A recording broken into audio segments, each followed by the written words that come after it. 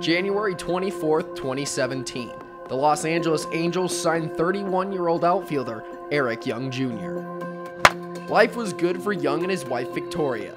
EY signed with his 7th team, and their first child was on the way.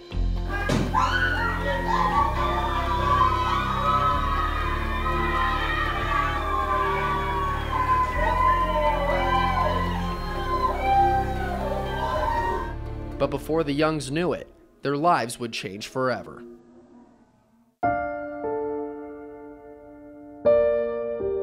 On January 26, just 2 days after Young signed with the Angels, Victoria gave birth to their first son. Their child was born 11 weeks premature.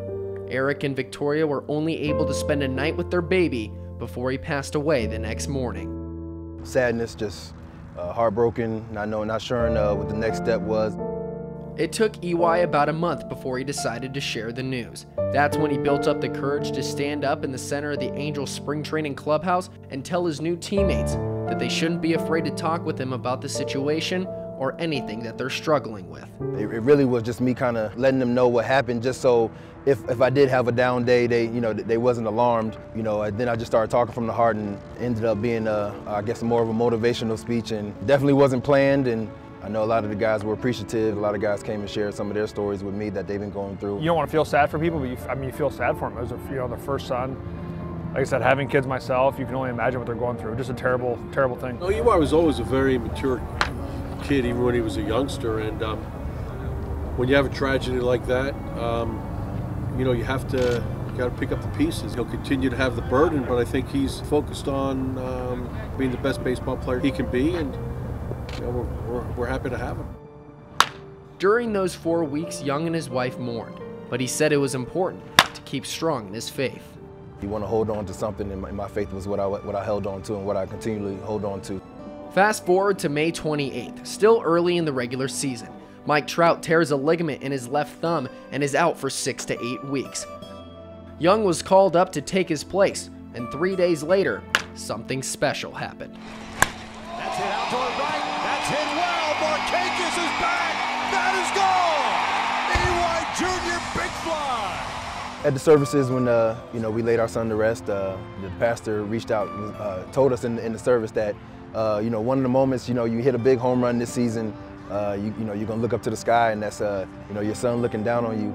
And that was the moment right there. It just hit me. I just had that moment with my wife and was like, that's what our pastor was telling us that day, and it's pretty powerful for me, and just got overwhelmed with emotion.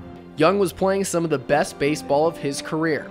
In a span of 15 games, he hit 3 home runs, had 6 multi-hit performances, and had a batting average of .314.